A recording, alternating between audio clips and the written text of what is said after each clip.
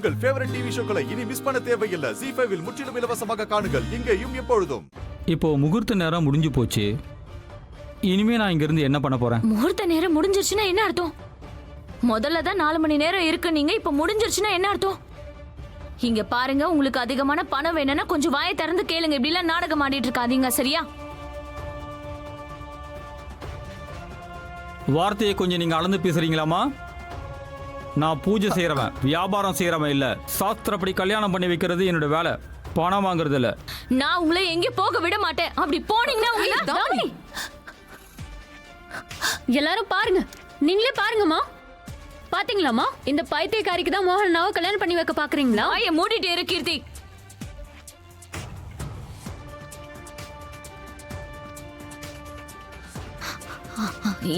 இத பாருங்க, I am sorry, I am really sorry.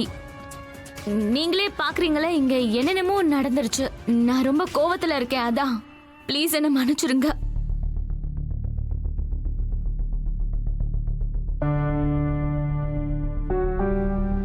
அது நான் என்ன சொல்ல வரேன்னா, சுப முகூர்த்தத்துல தான் கல்யாணம் பண்ணணுங்கிற அவசியம் இருக்கா? நம்ம மனசு சுத்தமா இருந்தா எல்லா நேரமும் நல்ல நேரம் தானே.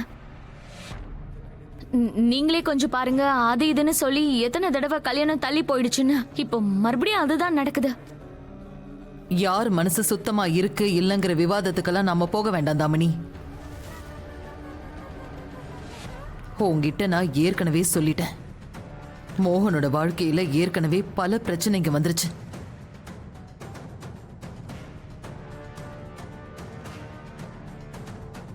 இப்ப அவனுக்கு இப்படி ஒரு அவசர கல்யாணத்தை பண்ணி அவன் பிரச்சனைகளை இன்னும் அதிகமாக்க நான் விரும்பல. ஆனா அம்மா,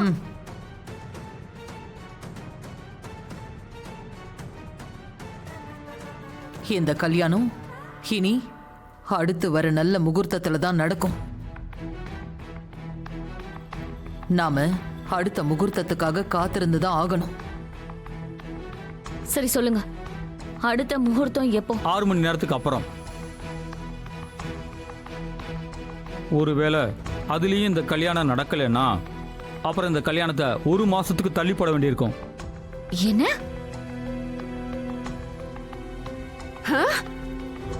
ஏன்னா மார்கழி மாசம் முடிஞ்சதுக்கு அப்புறம் தான் சுப முகூர்த்தம் கிடைக்கும். சரி, நீங்க சொல்றபடியே பண்ணிடலாம். இப்போதைக்கு நீங்க போய் கொஞ்ச நேரம் ஓய்வு எடுத்துக்கோங்க. 6 மணி நேரத்துக்கு அப்புறமா பார்க்கலாம். அப்புறம் இப்போ இங்க நடந்த விஷயங்களுக்காக நான் உங்ககிட்ட மன்னிப்பு கேட்டுக்கிறேன்.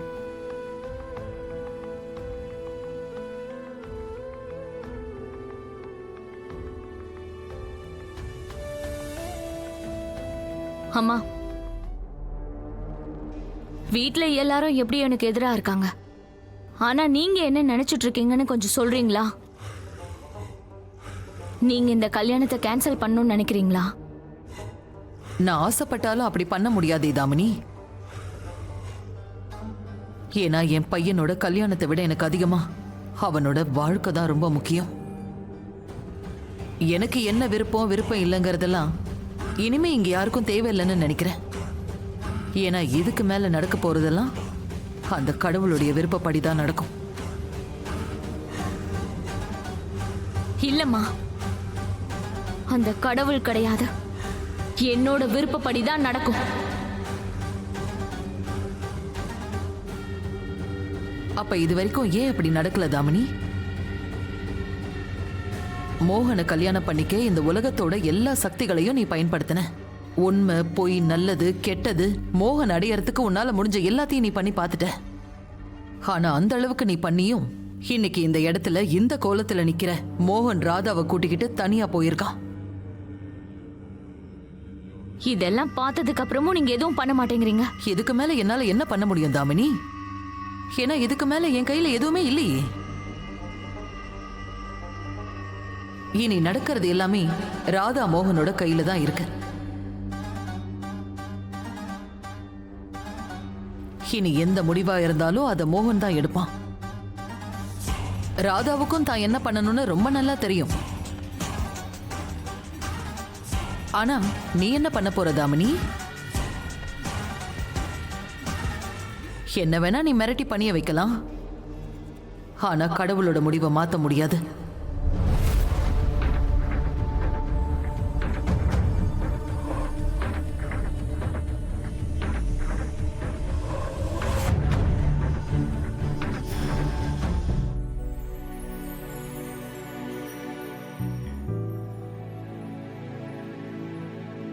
ராதா,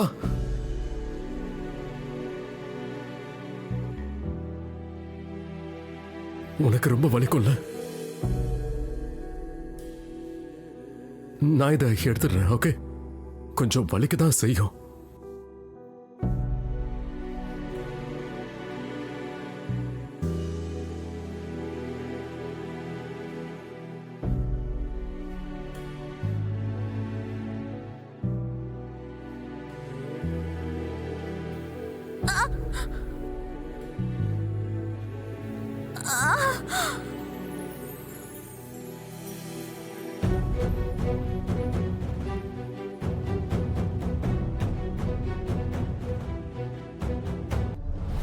ஆமா தாமினி, ஒருவேளை மூடின கதவுக்கு பின்னாடி ராதாவுக்கும் மோகனுக்கும் காதல் ஏதாவது வந்துருச்சுன்னா? கொஞ்ச நேரத்துக்கு முன்னாடி நீ பண்ண விஷயத்தால ராதா அவனை காதலிக்கிறான்னு அவனுக்கு தெரிஞ்சிருச்சு. இப்போ 6 மணி நேரத்துக்கு அப்புறமா ராதாவை இந்த இடத்துக்கு கூட்டிட்டு வந்து அவன் கல்யாணம் பண்ணிக்கிட்டானா? அம்மா, ராதா அவளோட காதல் கதையை மோகன் கிட்ட சொல்றத பத்தி எனக்கு எந்த கவலையும் கிடையாது. நான் கவலைப்படுறது வேற விஷயத்துக்கு.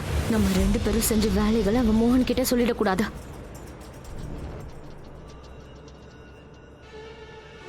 நீ இப்ப நல்லா இல்ல ராதா.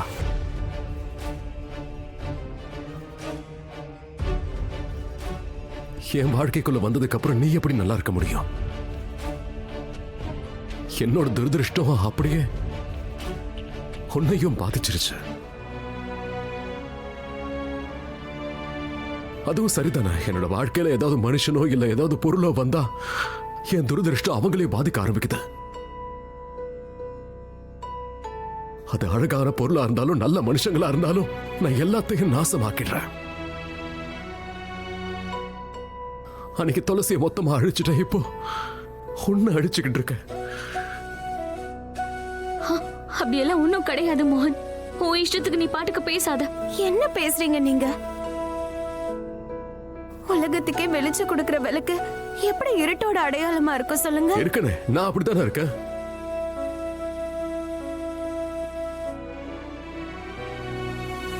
நான் என்னோட வாழ்க்கை எல்லாமே இருட்டுல தானே இருக்கு. யார் என் வாழ்க்கைக்குள்ள வந்தாலும் அவங்களும் அந்த இருட்டுக்குள்ளேயே மாட்டிக்கிறாங்கல்ல.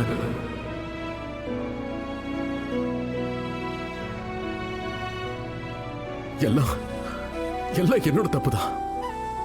நீ ரொம்ப சாதாரண பொண்ணு, அப்பாவி, உனக்கு இதெல்லாம் எதுவும் தெரியாது ராதா. ஆனா நான் புரிஞ்சுக்கிட்டு இருந்திருக்கணும்ல. இது என் கண்ணுக்கு தெரிஞ்சிருக்கணும்ல நான் இந்த தப்ப பண்றேன்னு. ஜீ5 ஆப்பை டவுன்லோட் செய்து அனைத்து எபிசோடுகளையும் இலவசமாக பாருங்க.